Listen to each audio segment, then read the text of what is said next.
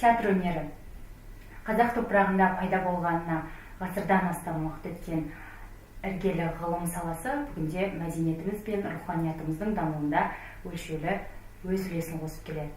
Бүгінде елімізде мемлекеттік 60-ға жуық театр бар. Театрлардың атауын білгенімізбен ондағы 3000-нан аса қазақ театрындағы театр артистері жайлы аз білетініміз жасырын емес. Бұл жобамызда тек Алматы қаласының театрлары ғана емес, сонымен қатар шалғайда жатқан облыстық театр актерлерінің де шығармашылығына тереңнен бойлап, актерлердің біз білмейтін өзге қырларымен таныс болатын боламыз. Ендеше бүгінгі кейіпкерімізбен таныстырып өтемін. Бұл актерді ерекше форматта таныстырғым келеді. Ол халықаралық театр фестивальдерінің лауреаты. Ол танымал және кино актері. Ол дәл осындай атпен моноспектакль сахналаған актер. Режиссерлік қыры да жоқ емес. Ендеше бүгін дәл осы кейіпкердің жан сырын, өзгеше қырларын және елді қызықтыратын барша сұрақтарға бірге жауап іздеп көретін боламыз. Бүгін біздің студиямызда қонақта Ғабит Мүсірепов атындағы балалар мен жасөспірімдер театрының артисі қонағымыз Данияр Жоламан. Данияр аға, бүгінгі студиямызға қош келдіңіз. Уақытыңызды бөліп, арнайы студиямызға келгеніңізге алғыс білдіреміз. Ең бірінші өзіңіздің бүгінгі көңіл күйіңіз жайлы. Рахмет, осылай шақырғандарыңа көп. Бүгін көңіл күйім тамаша, керемет, сұхбатқа дайындалып келдім. Сіз қандай сұрақ қояды екен деп, қандай сұрақ қойсаңыз да соның жауабын беруге тырысамын деп ойлаймын. Данияр аға, білеміз, өнерге арман қуып келген адам емессіз. Тіпті кездейсоқ келген артист деп жатқызуға да болмайды. Жалпы айтқанда көрермендерге түсінікті болсын, өмірге келген сәтіңізден өнерге келген сәтіңізге дейін қысқа нұсқа. Жалпы мен ойлаймын, актерлік өнер болсын, режиссерлік өнер болсын, жалпы қандай өнер болсын, ол суретші болуы мүмкін, басқа да творчестводан болуы мүмкін, ол әкенің қанымен, ананың сүтімен даритын қасиет. Сондықтан да бұл жерде тағдыр деп те келтіруге болады. Менің өзім әкем артист болған адам, бірақ дүниеден ерте озды, 43 жасында кетті, мен өзі 23 жасындамын. Сол кезде мен 16 жасында осы өнер академиясына өзім оқып жатқан, осы жерге түскен болатын, бірақ ол кезде біз балалықпен келіп, шалалықпен келіп түсіп, кейін кәсіби актерға айналдық. Бірақ ол кәсіби актерға айналу үшін біраз қиындықтар жеңуге тура келді. Өзімнің бойымда бір өнер қасиеті бар деп мен ешқашан есептемеппін. Ол кейіннен ашыла бастады. Қазір мысалы егер мен қазір ойлаймын да, өнерге келмесем менің жағдайым қалай болады. Бірақ мен білем, адам өзіне мақсат қойса, қай салада жүрсе де өз дегеніне жетеді. Бүгінде ел арасында жалпы өз көрерменіңіз бар, танымал артистсіз.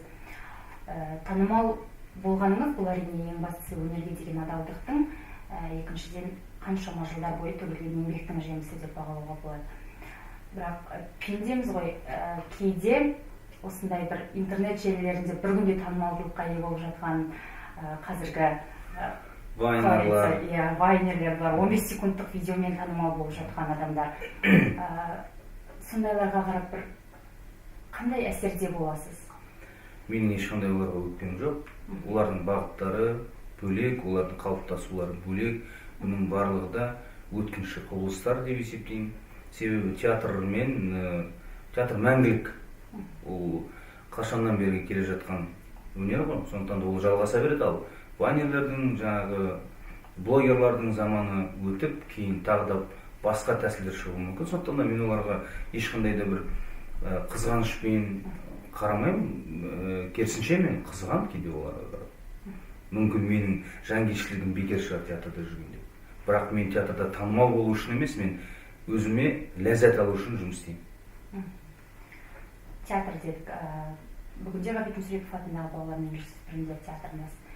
Дәл қазір репертуардағы қай спектакльдерде рөлдеріңіз бар, жалпы образбен жұмыс жасау осы қазіргі рөлдеріңізге тоқталыңызшы.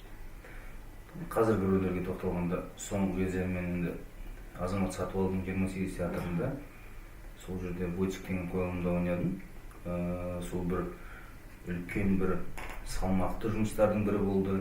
біраз жеңістерге жетелеген жұмыс болды. Бір жылдың ішінде 7 номинацияға ие болып, бұл үлкен жетістік. Сол рөлім өте қазір өзіме қатты жақын.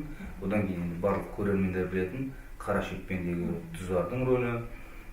Кейіннен тағы да рөлдер ойнауға болатын еді, бірақ оған себеп бізде қазір жастар да көп, ашылмаған актерлар бар, ойнамай жүрген актерлар бар, соларға мүмкіндік беріп режиссерлар жаңа актерларды ашуға тырысып жатыр. Сондықтан да мен қазір ешкіммен таласпаймын. Өзімнің жаныма жақын сол қазір ойнайтын бір 2-ақ спектакльді атасам болатын шығар. Себебі біреуі Қара шекпен болса, екіншісі Войцко. Түсінікті.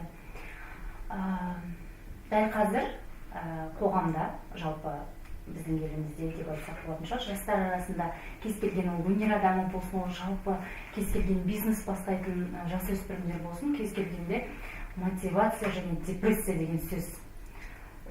Сізге сұрақ, осы екі ұғымсыз жалпы қандай да бір нәрсеге жетуге болады ма, әлде бұл міндетті түрде керек нәрсе ме? Өйткені қазір мотивация іздеп жүрген бір адам, сосын мотивацияға мастер-класс өткізіп жүрген бір адамда.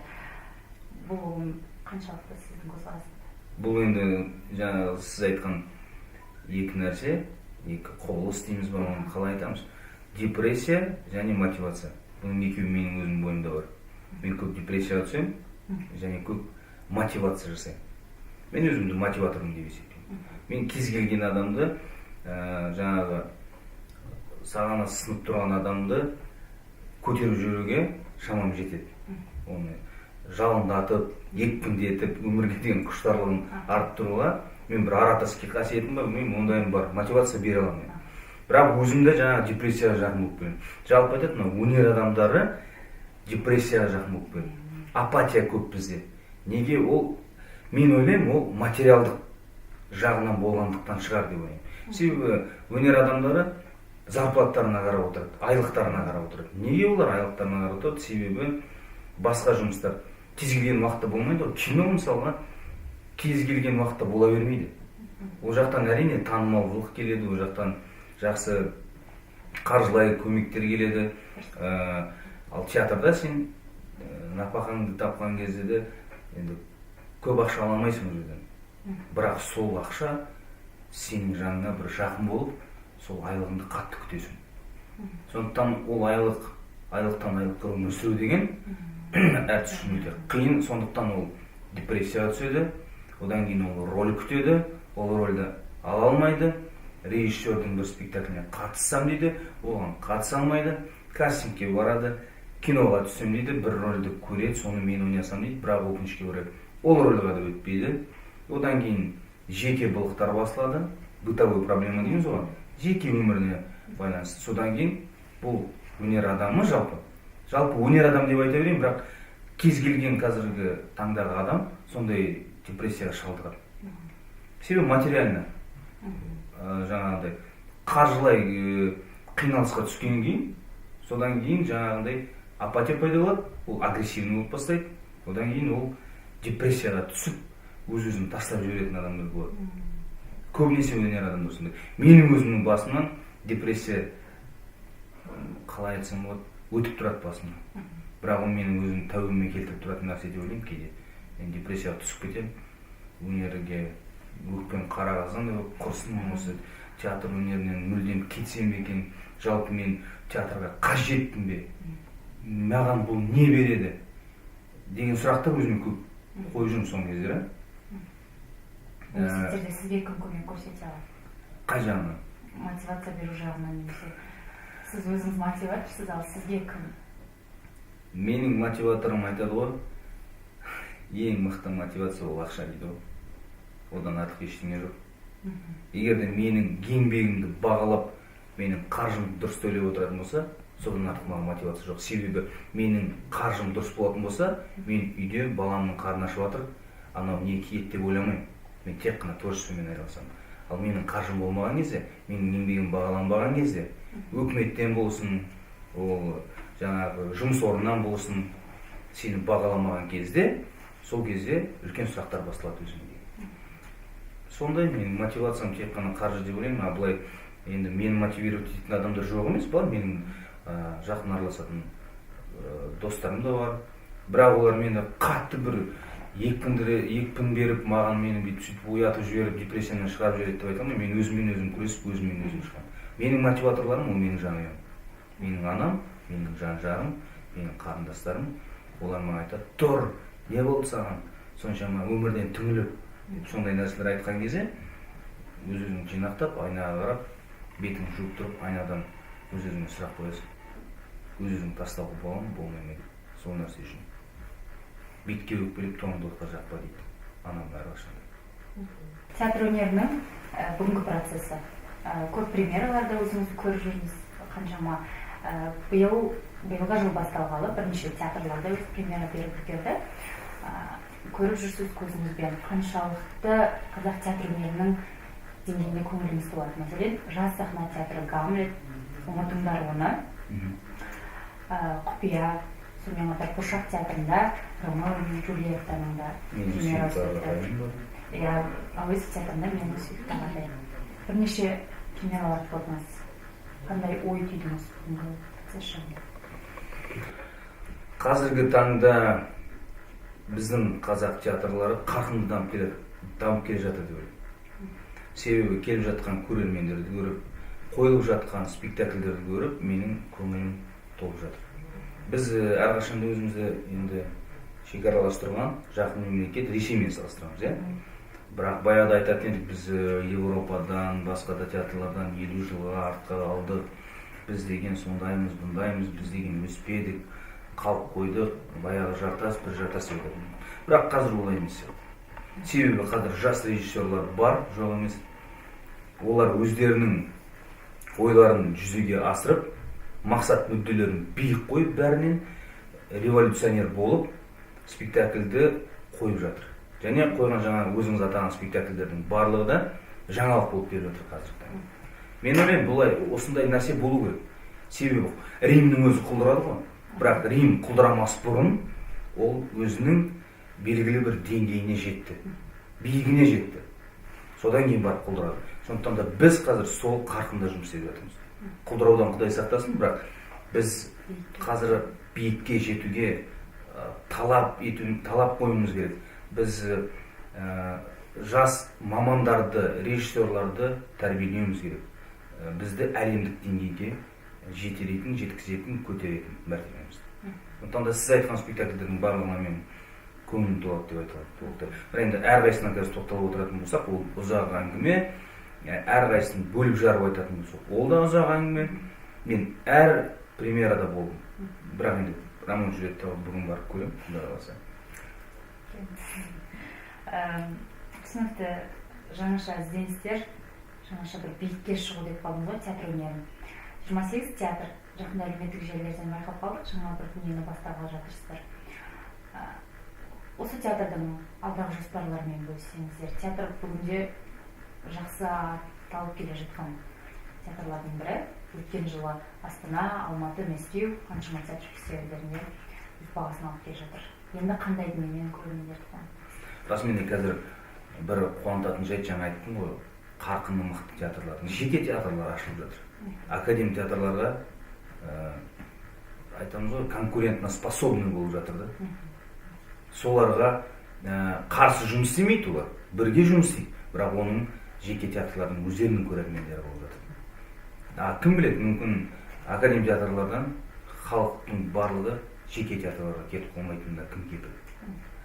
Олар өте жақсы жұмыс істеп жатыр деп ойлаймын. Олар театрды атай берсе, қазір Алматыда театрлар көп қой жеке. Жаңа айтқан жас сахна бар, Артишок бар, АИ театры бар, Азамат Сатыбалдың 28 театры бар. Сондықтан да бұл өте қуанышты жайт. Бұл адамның көңіліне қуаныш сыйлайды. Мен көрем, өзім сол театрлармен бірге өмір сүремін. Себебі мен Айгүлдің театрында да істеген, 4 жылдай жеке театрында. Оның да біраз жетістіктеріне куә болдым. Одан кейін Азамат Сатыбалдың театрында жұмыс істеп жатырмын қазіргі таңда. Енді Азамат Сатыбалды қазіргі таңда біздің Академ театрдың Мүсірепов атындағы балалар университетінің театрының директоры. Сонымен қатар ол киноны да өзінің жеке театрында бірге алып жүр. Ол өте талапшыл азамат. сондықтан да талапты нақты қояды, содан кейін содан нәтиже талап етеді. Ол нәтиже оның ойынша 100%-ға шығу керек. 99-98% деген болмау керек. Енді бір жұмысқа кірістік, енді өзіңіз білесіз, 28 театрының бірінші қойылымы ол әрине де көрерменге арналды. Күйеуіңді сатыңызшы деген жеңіл комедия. Арнайы касса үшін жасалған спектакль. Ондай болмаса тағы да жеке театрларды асырау мүмкін емес. Себебі бұл жерде қаржы әрине демеушілер бар, бірақ Азамат Сатыбалдың өзінің қалтасынан да шығып жатыр. Сондықтан да кассовый спектакль қойылды.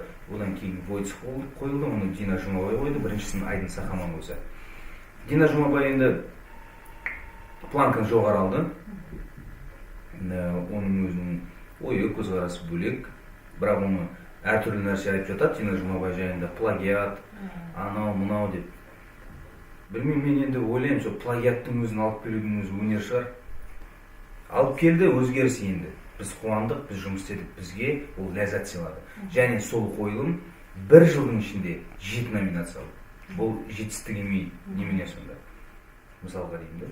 Сондықтан да бұл театрдың болашағы зор деп ойлаймын. Қазіргі таңда сіз сұраған сұраққа енді айналып келейін. Бір жоба қазір қарастырылып жатыр. Оны қазір айта берсем екен деп бір ойлаймын. Енді оны Алмат Шәріп деген азамат осы академияны бітірген, режиссер Мұрат Ахмановтан. Қазір Мұхтар Әуезов театрының режиссері, жас режиссер, өзін әлі мен Алмат Шәріптің деп көрсеткен жоқ олай. Сол осы қойылыммен көрсетсе, оның жаңағы аты шығады. Алмат Шәріп деген режиссер пайда болды деген. Соған Азамат Сатыбалды мүмкіндік беріп отыр. Енді біз қазір бір спектакльге кірістік, оның атын айтпай ақ қояйын, оны болашақта көрермендерге біз өзіміз жарнама жасап, болып жатқан жағдайда айта жатырмыз, бөлісіп желіде.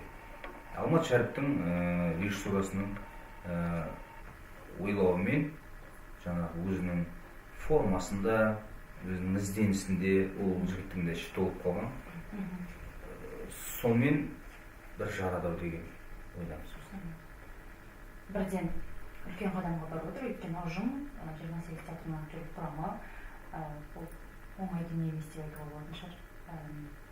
Сәттілік тілейміз, алдағы уақытта міндетті түрде қойылымдарыңызды асыға күтеміз. Енді бірімізге белгілі Тахауи Ахтанов атындағы Ақтөбе облыстық драма театрында жұмыс жасап келдіңіз. Жақсы дүниелер атқардыңыз, көзіміз куә, қаншама телевизия саласымен байланыстырып, жақсы премьералар өтті. Дегенмен қайта оралдыңыз. Қаншалықты тәжірибе жинадыңыз? Және ол театр сізге не берді? Бұл енді қызық болды негізі. Бұл жерде мен шыны керек біреулер лауазым үшін, бастық болу үшін барған болса, мен ол үшін бармадым ол театрға. Мен өзімнің ойымды Алматыда іске асыра алмаған ойларымды сол облыс театрында іске асырам деп ойлаған болатынмын деп көп нүкте қойып жүрсем. Өкінішке орай бәрі ойымнан шыққан жоқ. Барлық ойымның түбіне мен жете алмадым. 6 айдай жұмыс атқардым көркемдік жетекші ретінде. Бірақ мен енді қызық бізде айта берейінші, несін жасырамыз қазір. Жаңағыдай көркемдік жетекші болған кезде бізде отырады да бастықтың рөлінен еткән. Кресло артына жабысады, одан кейін отырып алып, бүйтіп, ойланып, сүйін бірдеңе деп. Ол ондай нәрсе емес қой. Ол кәдімгі творчествоның адамы. Актермен бір компанияда жұмыс істейді. Мен соны дәлелдегім келді. Және облыс, провинция деген не ол? Провинция дегеніміз ол Астана емес деген сөз. Сол мағынаны білдіреді. Одан біздің облыстар комплексқа кіреді. Біз облыспыз, бізді менсінбейді, бізді үйтпейді. Неге менсінбейді? Бәрі жақсы. Егерде Фархат сияқты мысалға, Петропавлдан шыққан режиссер, өзің білетін фамилиясын Молдағали. Фархат Молдағали өзіміздің шефі, араласамыз. Фархат Молдағали өзін мен бармын деді. Петропавлдан дауысын шығарды, Алматы оның естіді, қабылдады, көрді, қазір ол жақсы бағытта келе жатыр. сол сияқты облыстар өз-өзін дәлелдеу үшін үлкен жұмыстарға, үлкен қадамдарға баруға тиіс.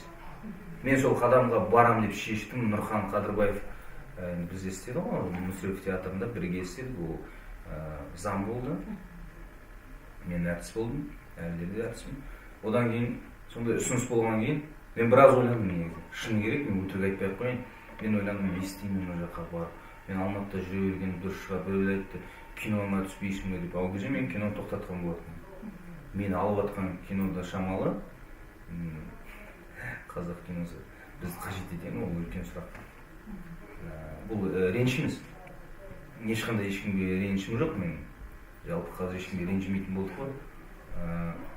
Сондықтан да мен ойладым, онда мен театрмен айналысайын. Менің қазір ойым тек қана театр, режиссура, актерлардың интеллекті дедім да. Біраз адамдар енді қарсылық білдірді, өтірік айтпай ақ қойын, бармай ақ қой ол жаққа. Не істейсің деді, қалып қоясың деді облыста. Мен оларды тыңдадым. Біреулер бар деді. Бар, дұрыс, істе, жұмыс істе. Оларды да тыңдадым. Үйге келдім, жанұяммен ақылдастым. Одан кейін өзім шешім жасадым. Жоқ, мен барам дедім. Себебі өмірімнің соңында өкінбеу үшін мен барып көруім керек. Оның дәмін татуым керек. Егер аш болса түкіріп кетіп қалатындай, тәтті болса ары қарата жұта беретіндей. Сондықтан мен сол қадамға бардым, көркемдік жетекші болып бардым. Жақсы қабылдады. Ол жақта 2 труппа, бірі орыс, бірі қазақ. Жақсы қарқынды жұмыстар басталып кетті. Бәрі жақсы жүрді. Мен «Черная булка» деген спектакль қойдым, орыс труппасына. Ол бізде де болды ғой. Соны қойдым. Ол көрерменнің көңілінен шықты. Бірақ ол менің ойымдағы қара шекпен болды. Асқат Маймыровтың қара шекпені бөлек болса, менікі бөлек болды. Мүмкін оныкі светлый спектакль болады ғой. Жарық, лирикаға толы, махаббатқа. Менде басқаша болды. Менің көзқарасым қазір қоғамға деген бөлек. Сондықтан мен өз көзқарасыммен қоямын. Мен біреуді қайталауға тырысамын, бірақ қайталағаным тек сол материалды алған. Ол материалды алған үшін де Асқат Маймыров ренжімейтін шығар маған. Көптеген материалдарын алып отырмын, себебі Асқат Максимович материал өте жақсы таңдайды. Қателеспейді материал таңдауда. Сондықтан соның талғамы маған ұнайды. Ол қойылды. Одан кейін бұл қойылым Ресейдегі Есениннің туған жері Рязань қаласында «Свидание на театральной» деген фестиваль өтті. 60 па, мен қазір ұмытып отырмын, 60 па 150 театрдың ішінен 7 театрдан өтті. Бұның өзі жеңіс болды. Мен оны шығып айқайлап, менің спектаклім өтті деп оны әлемге жарысалған жоқпын. Сол жерде болдым, сол жерде айтылды. Бірақ бір ақау болып қалып, басты кейіпкерді ойнайтын, тұзарды ойнайтын актер орыс труппасында кенеттен орыс театрына ауысып кетті. Енді оны ойнайтын адам жоқ. Не істейміз деген сұрақ туды. Ал біз фестивальға баруымыз керек. Содан кейін ана актерді былай қарадым, қазақ труппасынан қарадым, ол жақта енді орысшаға шорқақ көбісі. Қазақ тілінде жетік сөйлейді, орыс тілінде көп сөйлей алмайды. Одан кейін өзім ойнауға тура келді, орысшасын. Соның бір қызық болып, оны мен өзім де қорықтым, себебі мен ойлаған кезде 70% қазақша ойласам, 30% орысша ойлаймын. Бірақ кітаптарды орысша оқимын. Орыс драматургиясын орысша, қазақ драматургиясын қазақша оқимын. Сондықтан да шығар, мен енді қалада өскен кейін орыс тілі маған жетік. Кірісіп кеттім, қорықтым, ештеңе жоқ қорқатын кезде. Орысша маған қазақшадан жеңіл болып шықты әлдеқайда.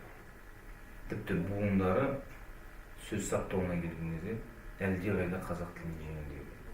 Автордың тілі өзі негізі орысша жазылған ғой, осетин болғанымен орысша жазылған.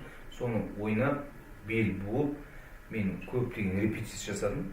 Сол жақта көркемдік жетекшімде отырып алған жоқпын ана жерде. Әртістермен бір болып, орыс труппасымен әсіресе бір болып, оларды көтеріп, бауырыма басып, орыс труппасын шығару мақсатында, соларды паш ету, жалпы Тахауи Ахтанов театрының атағын шығару мақсатында ұмытылып кеткен, елдің құлағына көп естіле бермейтін театр деп айтсам, мен қателеспеймін. Оған ешкім ренжімейтін шығар, қазір көріп отырған менің әріптестерім. Тек спектакльдің көркемдік деңгейін айтты, режиссура көзқарасын айтты, актерларды айтты, ренжіткен жоқ, не мақтаған жоқ, бірақ жақсы талқылау болды. Жоғары деңгейде. Мен ойлаймын, біздің сыншыларға қазір мені көріп отырған, тыңдап отырған, біз сыншылықты, театр сыншыларына айтылатын сөз бұл. Соның подачасын бар ғой, жаңа жеткізу манерасын өзгертуіміз керек. Біздің сыншылардың айтқанына мен бәріне қарсымын деп айта алмаймын, олардың арасында жақсы пікір, сын білдіретіндер бар, бірақ соны жеткізу тәсілін өзгерту керек сияқты. Себебі ол жақта сен ләззат алып тыңдайсың сыншылар. Орыстар болғаннан кейін, орыс театры алда болған үшін емес олар тыңдайтын. Өздерінің бір, қалай айтса болады, бір мәдениеті бар да. Қалыптасқан өте бір биік мәдениет. Тіпті сыншылар тыңдап отқан кезде бір үлкен бір ләззатқа бөленіп отырасың. Түсінікті. Енді осы жерде мен де өз пікірімді білдіре кетсем, бізде театр сыншылары бар, бүгінде театр тамаша атағын алып жүрген. Ол кісілерді шетелде осындай арнайы фестивальдерде сарапшылар қатарынан, жалпы Әділқазылар алқасынан көрінеді, және ол кісілерді тыңдағанда да осындай ләззат алатын актерлер бар шетелде. Демек, бұл бізде міндетті түрде форманы өзгерту емес, өткізілетін театр фестивальдерінде театр сыншыларын қалайса шетелге көп жіберіп тұру керек па? Жоқ, біздің театр фестивальдеріне шақырту берсе, өйткені біздегі театр фестивальдеріндегі Қазылар алқасында міндетті түрде бір театр режиссері, әдебиет сыншысы және халық артистері, театр корифейлер болады. Мұның өзі қандай да бір пікір білдіруге, жалпы алғашқы әсерден артық дүниеден араспайды. Сондықтан дамып кеткен сала болмаса да, театртануды дамыту үшін көп театр сыншыларын театр фестивальдеріне арнайы шығарды. Мен жалпы бейбіт бар ғой, сен сөзін қазір түсініп отырмын, сен өзің театр сыншысы болған кейін, тіпті енді бастап келе жатқан жас маман ретінде менің саған көзқарасым жақсы, бірақ деген бар да. Мен көбіне топырақ шашып отқан жоқпын, мен білем қандай сыншылар бар екен, мен өзім жақсы көретін сыншыларым бар. Сол болса екен, сол сөйлесе екен. Ол неге жоқ?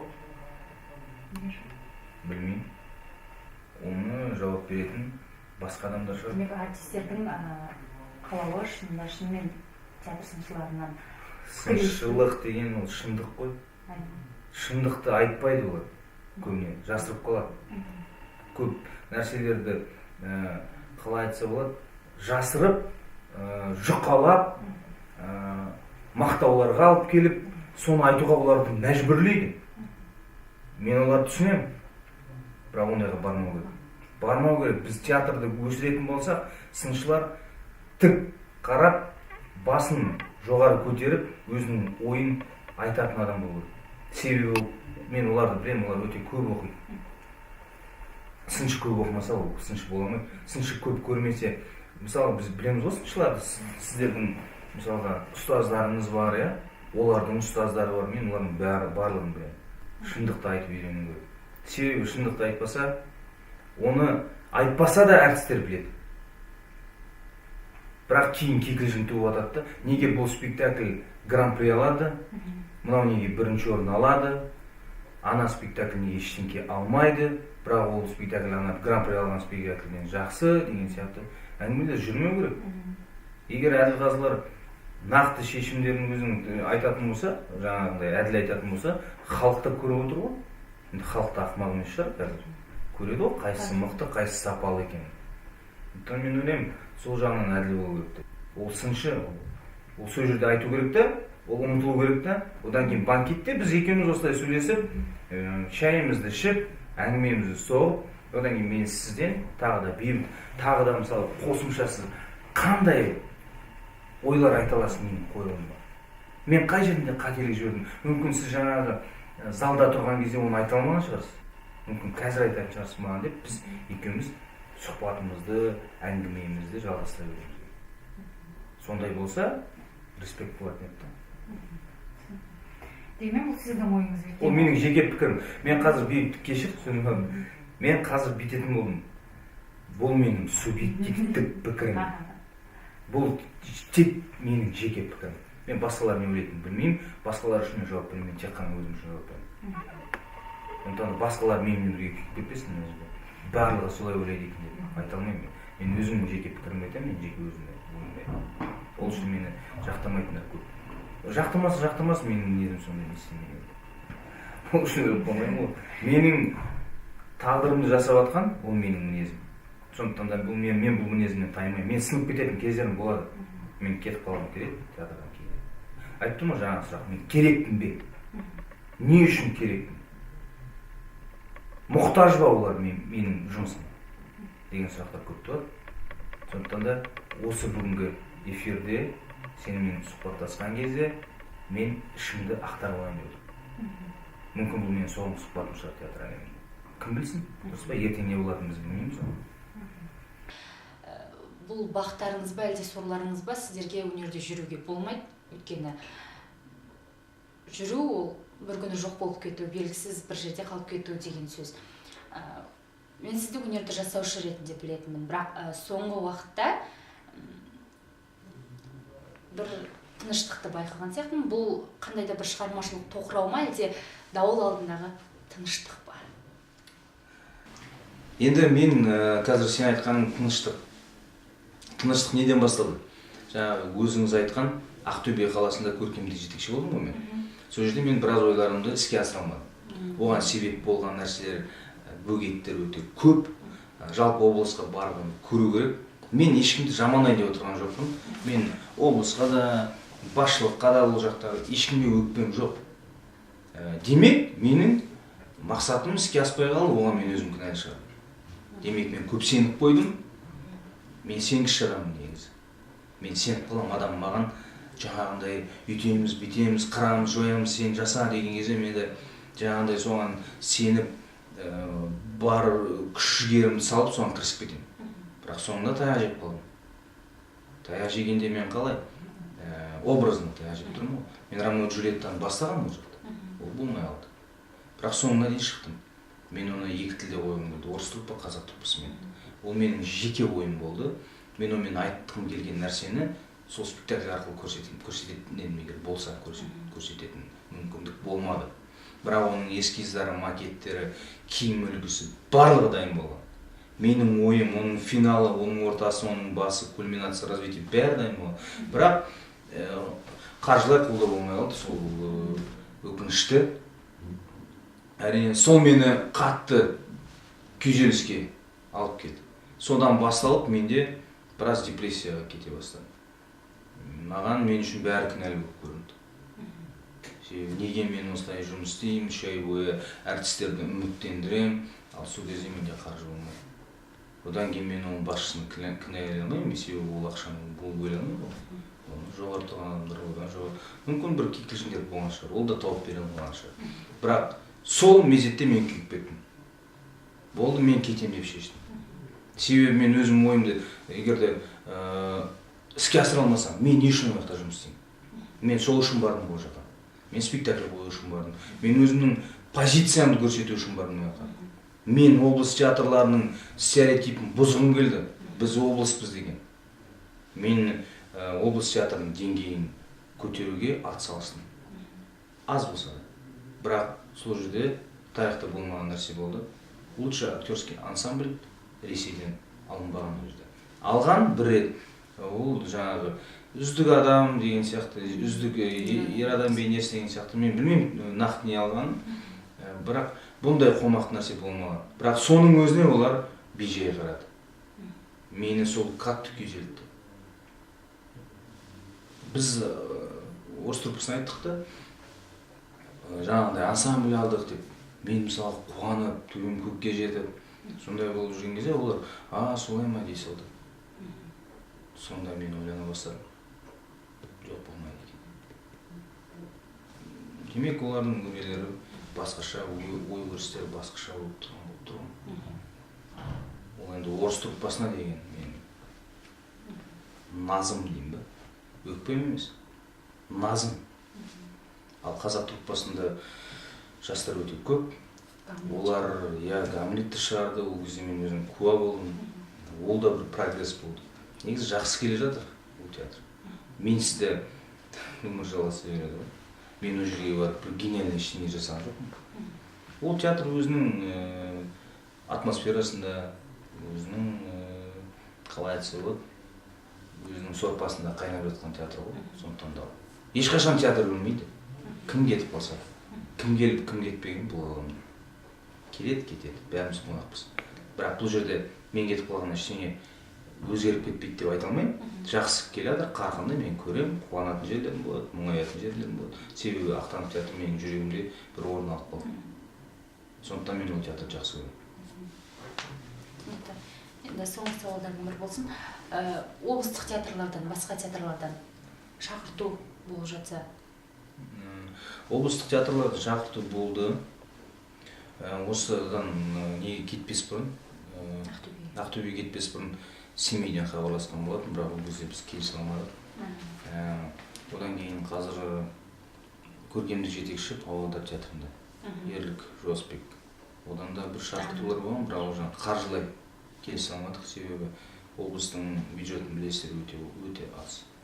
Өте қиын, ал мен қоятын спектакльдің бюджеті қомақты болғандықтан біз келісе алмадық, шақыртулар. Одан кейін Талдықорған театры қазір шақырып отыр, біраз болды шақырғандарына. Қазір олар енді жастар жылы болған кейін мюзикл қойды, Ислам Нұртазин. Ол қазір достар шерті болып, жас екпін, жас толқынды көрсету мақсатында өте жақсы болды. Бірақ оның қаржысы үлкен болды. Облыста бұрын-соңды болмаған қаржы бөлінген, өте қуантады адамды. Себебі жаңа театр ашылды, үлкен басшылар, жаңағы әкімдері бар, барлығы қолдау көрсетті. Енді менің қойылатын қойылымым ондай масштабный емес, үлкен емес. Сондықтан да олар қазір соны қарастырып жатыр. Осы бір аптаның ар жақ бер жағында жауабын береміз деген. Соны күтіп отырмын. Одан кейін тағы айтатыным, мен тыныш жатқан жоқпын негізі. Ойланып жатырмын. Қазір біздер Азамат Сатыбалдының идеясы бар. Құрманғазы оркестрімен театрды біріктіріп, спектакль, концерт, спектакль ойында жатырмыз. Ол наурыздың 14-15 күні шығады. Оны мен қойып жатырмын. Жүріп жатыр, иә? Жоқ, олар басталған жоқ. Бірақ концепциясы құрылды. Құрылымы барлығы дайын, сценарийі жазылды. Енді артистермен жұмыс істеп, Құрманғазы оркестрімен бірігіп репетициялар жасап, осы бірінші Қазақстанда болмаған ондай. Көреміз, бірақ бұл енді бір үлкен бір жаңалық болады деп айта алмаймын мен. Оның көп жерлерде қойып жүр, бірақ Құрманғазы оркестрімен ондай театрландырылған бірге жобалар болмаған. Енді оны мен қазір арық сөйлеп семіз шық дейді ғой, көреміз, оны ештеңе айта алмаймын, бірақ жақсы дүние болу керек. Одан кейін дайындалатын бір қойылым бар. Ол кәдімгі Мүсірепов театрына репертуарына келетін Мария Ладоның «Очень простая история» деген. Ол көбісіне ұнамауы мүмкін, тағы да көбіне ұнамайды, неге сен оны алдың деп айтатын адамдарға мен айтқым келіп отыр. Келіңіздер премьерасына, сол кезде біз басқаша көзқараспен, басқаша екпінмен сөйлесеміз. Мен бәрібір қоямын осы спектакль. Демек, бұл шынымен де ауыл алдында тыныштық болып тұр екен. Мүмкін. Көктемнен көп бақшалама деп айтып қояды ғой қазақ. Кім біледі, әннің хит болатынын ешкім білмейді ғой, сол сияқты. Бірақ спектакльге де мен жауап бере алмаймын. Мүмкін ол жарып кетер, мүмкін жармас. Бірақ мен оған бар күшімді саламын, бар ынта-жігеріммен сол спектакль үшін жұмыс істеймін, жанымды, жүрегімді беріп, уақытымды сарп етіп, бәрін ұмытып, бала-шаға дейін бәрін ұмытып, сол спектакльге кірісемін. Басты еңбек ету тоқтатпау, ол өз бағасын алады деген одан. Енді былай жасасақ, мен қазір сізге 10 сұрақ қоямын, я немесе жоқ деген жауаптармен болсын, иә? Артық тек я жоқ. Я немесе жоқ. Нақты, тез, әрі шынайы жауаптар болсын, иә? Көрейік. Театрда басты рөлден бас тартқан кезіңіз болды ма? Иә. Өміріңізді театрдан тыс елестету? Бұл қиын сұрақ. Тыс елестету. Мүмкін бе? Жоқ. Театр мен киноны салыстыруға болады ма? Жоқ. Бірақ сәтте танымал болу, жер өртеуден басқасының бәрін істеу. 4 әріп. Бұрын пиар деп атайтынбыз, қазір хайп деп көшіріп алдық. Бұл бізге керек па міндетті түрде? Иә, жоқ, болып тұрады. Түсіндіріп біраз айттық. Қазір болатын. Жоқ. Жол болушы адамсыз ба? 50-50. Танымал болу үшін, атақты адам болу үшін артистерге кәсіби білім міндетті ме? Кәсіби актерлік білім. Әрине, иә. Өз-өзіңізге жиі есеп бересіз бе? Иә. Мақсатқа жету жолында кедергі болатын адамдарды немесе белгілі бір оқиғаларды аттап өтіп кететін тұстарыңыз болды ма? Иә. Рөлдеріңіздің ішінде табиғатыңызға келмейтін рөлдер бүгінде бар ма? Иә, көп. Жақсы, рахмет. 10 сұрақ қойдым, 10 сұрақтың жауабын алдым.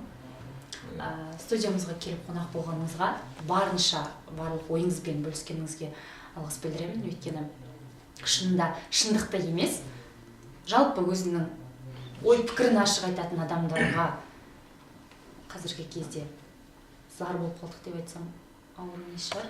Өйткені шынында қандай да бір өнер адамымен пікірлесек, міндетті түрде ол ресми және кәдімгі қайталама сұхбаттардың бірі болады. Сондықтан бүгін оны болашақта көре жатармыз. Бірақ мен ойлаймын, қазір жасырын жұмбақ ойнап уақыт емес қазір. Қазір өзің ойыңды тіке айтатын заман ғой. Оның несіне сен ол үшін атылып кетпейсің ғой. Біз өкімет туралы ештеңе айтып жатқан жоқпыз. Біз елбасы туралы жамандап жатқан жоқпыз, дұрыс па? Оның саясаты бізге ұнайды.